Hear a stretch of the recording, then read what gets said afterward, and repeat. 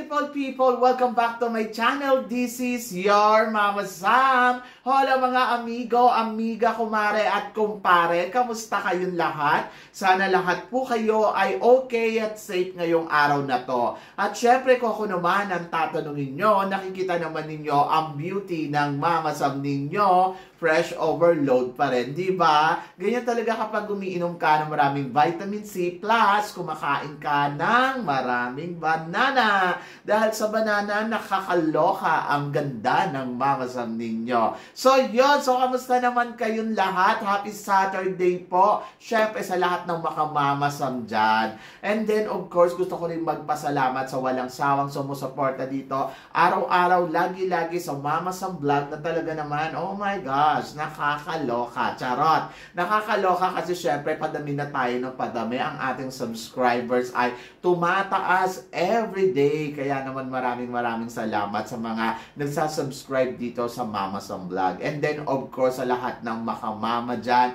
maraming salamat sa inyong lahat. So, kamusta ang undas ninyo? Sana lahat kayo ay nakarampa ng bonggang-bongga sa sementeryo at nakapagtirik ng kandila para sa mga mahal natin sa buhay. Siyempre, ako hindi naman ako makapunta ng simbahan kaya nandito lang ako at nagdadasal. Medyo malungkot ang part na yan para sa akin, but laban lang. Araw-araw naman ay nasa puso ko syempre. Yung mga tao na nawala sa, yung pamilya ko na nawala na sa amin, syempre nasa puso ko yan lagi. At hindi mawawala yon ever, di ba? Mananatili yung kwento nila, yung alaala, yung mga turo nila sa akin ng bonggang-bongga. Syempre, especially na yung mama ko, yung auntie ko, yung mga uncle ko, yung lolo ko, ayan.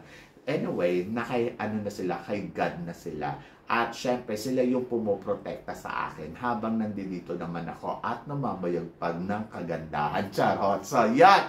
Eto na, Diyos ko, marami tayong chika ngayon na talaga naman, oh my gosh! Marami tayong mga pag-uusapan ngayon na talagang magtataas ang kilay ninyo ng bonggang-bongga sa mga tatalakayin natin ngayon. Syempre, maraming pageant, nandiyan na ang Miss International na kung saan naman ang ating pambato na si Angelica Lopez ay lumalaban ng bonggang-bongga. Siyempre, excited ako sa anong ipapakita niya talagang mga pasabog at baon sa loob ng isang taon na nag-prepare siya. So, hintayin natin kung ano ang mangyayari kay Angelica Lopez dito sa Miss International.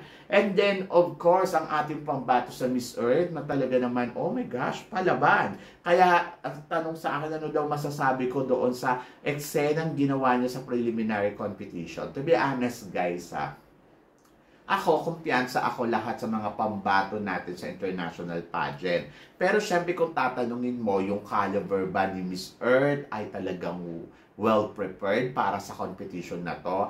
Kung ano yung ipinapakita niya dito, yun yung napagandaan niya. Syempre iba nung nakaraan taon, si Aliana Aduana, iba itong si Miss Earth natin ngayon. Si Ira kasi parang feeling ko medyo may pagka-private ang kanyang personality, di ba? So yon, so alam naman natin na sundalo siya, teacher siya, so wala siyang panahon para sa social media na magpasabog ng todo-todo. But nakita ko naman yung kanyang eksena dito ay ibinibigay niya yung best niya.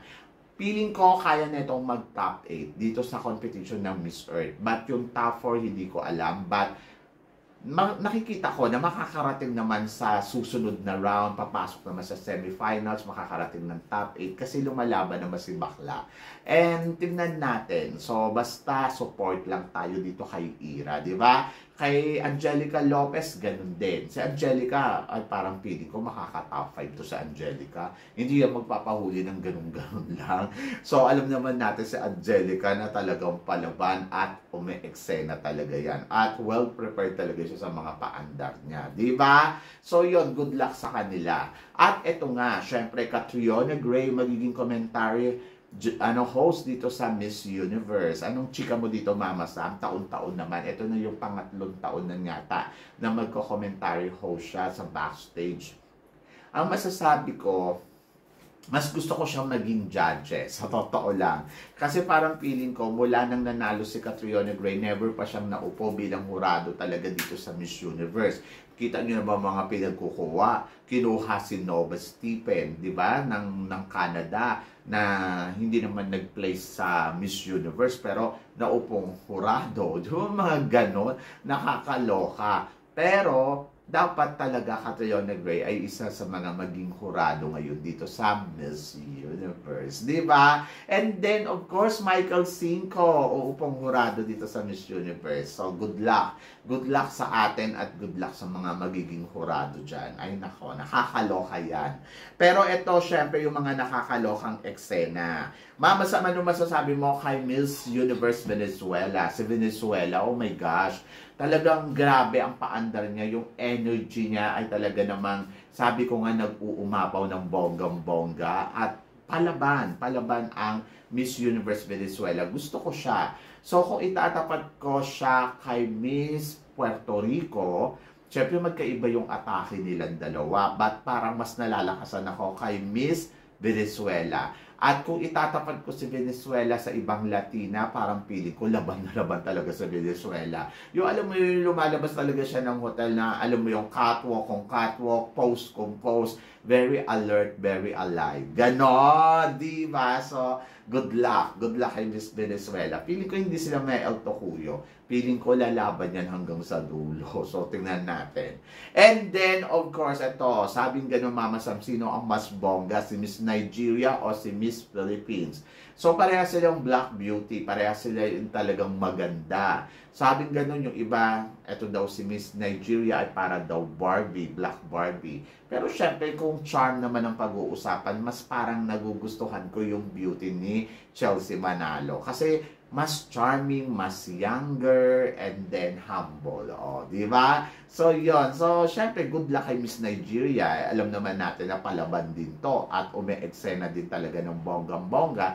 So, alamin natin yan sa dulo ng competition. Kung saan makakarating si Miss Nigeria. Gusto ko rin naman siya, in fairness. And then, ayun nga. So, para naman sa sumunod natin, chika, Mama Sam, tingin mo sa mga Latina, sino ang mas malakas? Si Brazil, Peru, Dominican Republic, or si Miss Venezuela.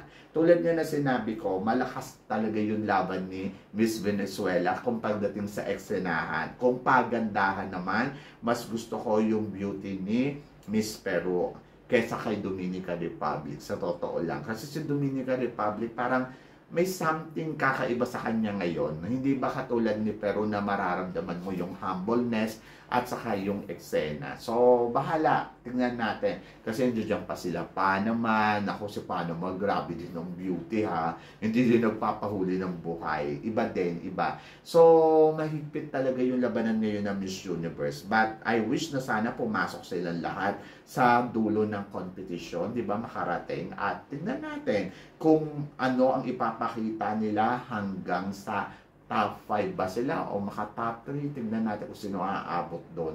Nako, nakakaloka. At eto nga, pagdating naman sa Asia, sino ba ang malakas? Indonesia, Thailand, Vietnam, Philippines, India.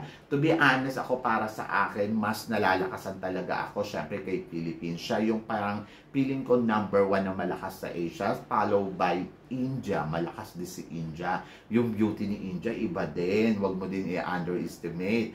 At talaga namang masasabi ko, oh my gosh, sobrang ganda din talaga ni India at eksenadora din, di ba? And then, of course, Thailand. Si Thailand talagang lalaban at lalaban niya. Nakita naman natin na iba din yung datingan ni Thailand. Pero marami din magaganda, katulad syempre ni Cambodia. Maganda si Cambodia.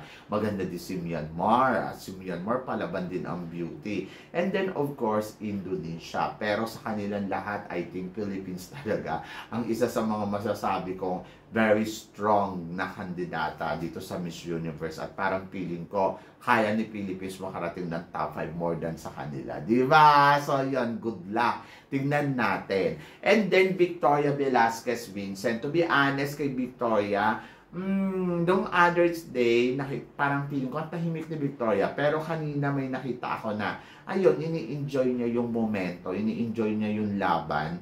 At ayun nga, syempre wala pa naman talagang activity yung mga kandidata. So hindi pa natin talaga makita kung sino talaga yung umaangat, kung sino yung lumulubog. Kasi syempre hindi naman to pwede natin maging basihan. Hintayin natin yung talagang yung magpupukpukan sila at mag-eeksenahan at maglalamunan ng ganda. But for now, ako naniniwala pa rin ako na makakapag-penetrate pa rin itong sa semifinals hanggang sa makarating sa dulo ng laban itong si Victoria Velasquez Vincent. Syempre, umaasa ako, Victoria Velasquez Vincent yan. Diba? So, yun. So, iba pa rin syempre yung ipinapakita ni Victoria at yung kakayahan ni Victoria, hindi mo pwede underestimate. Talagang lalaban at lalaban at lalaban niya ng bonggang-bongga. Diba? Diyos ko, I'm so excited for Victoria. At eto nga, syempre para sa sumunod natin, chika, Chelsea Manalo, binabash ng kapwa niya Pilipino. Naman mga nabasa nga ako, nakakaloka. Yung talagang sabi nila, asa pa kayo, hindi makakarating yan sa top 5, hindi kaya niyan pumasok sa top 10, hanggang top 30 lang yan kung suswertehin, pwede nga ma-El Tocuyo, sabing ganon. Diyos ko, nakakaloka yung mga nabasa ko kanina. Pero, alam nyo guys, sa totoo lang, sana tayo mga Pilipino ay magkaisa. Dahil syempre, sino ba ang sosuporta, di ba? Tayo-tayo din lang naman. Tapos kapag nanalo si Chelsea Manalo, ay, we proud, we are Filipino. Diba? May mga ganun eh. So ako para sa akin, sa ipinapakita dito ni Chelsea, ay talaga namang tinatry niya yung best niya at laban na laban ng lola mo. Gusto ko nga yung outfit niya today, talagang eksena kong eksena. At doon naman sa mga taong hindi naniniwala sa kanya, wala na akong magagawa sa inyo. Pero sana naman pag nanalo si Chelsea Manalo, no, sabihin nyo rin sa mga sarili ninyo na hindi nawala kayong kwenta, di ba? So, yon, nakakaloka kasi. Kawawa si Chelsea Manalo sa kanila kung lait-laitan nila. Ganyan din yung ginawa nila kay kay CJ na sinasabi nila, ako, hindi makakarating yan ng top 20 hanggang top 20 lang yan, di natutugtong ng top 10 yan. Naka first runner up. So ano ngayon? Di ba? Sasabihin nyo, wow, we proud, we are Filipino, mga ganon-ganon. So for sure, ganyan din yung gagawin ninyo kay Chelsea Manalo. Pag nanalo yan, ay nako, windang ako sa inyo. Anyway, so hindi naman tayo nag-expect na mananalo. Nandoon lang na makarating lang yan hanggang top 5. Nako, okay na, bonus na lang yung corona. But, hayaan natin si Chelsea na maipakita niya yun sa atin. Kasi lumalaban naman yung lola ninyo. So, kung hindi kayo naniniwala, wag na lang kayo magkomento. Ganon! Nakakaloka, bash pa more, ganon. Mukhang taga-Indonesia nyata sila, charot, or China. So, yun, nakakaloka. Anyway, so good luck syempre kay Chelsea Manalo. At alam ko na magpe-penetrate pa rin talaga si Chelsea at nakikita naman natin at nararamdaman naman natin yun. So basta nandoon lang na support kasi marami talaga din kalaban at marami din talagang magaganda, magagaling mga eksenadora. Diyos ko, kung iisa-isahin natin sila, abuti tayo dito hanggang bukas. But for now, magtiwala lang kay Chelsea Manalo. Diba? So yun, nakakaloka, tumbling naman ako. Anyway, thank you so much sa inyong lahat, sa support at pagmamahal na binibigay ninyo. Syempre, kung ano naman ang komento ninyo, mag-comment lang kayo down below para at least malaman ko naman kung ano naman ang chika ninyo dito sa mga pinag-uusapan natin ngayon. So, yon. Syempre, maraming salamat po sa walang sawang suporta. At sa mga hindi pa nakaka-subscribe, ano pang hinihintay ninyo? Malapit na tayo mag 25,000 subscribers. So, yon. So, subscribe na. So, maraming salamat guys. Hanggang dito na lang. Hanggang sa muli nating chikahan. See you tomorrow. Thank you guys.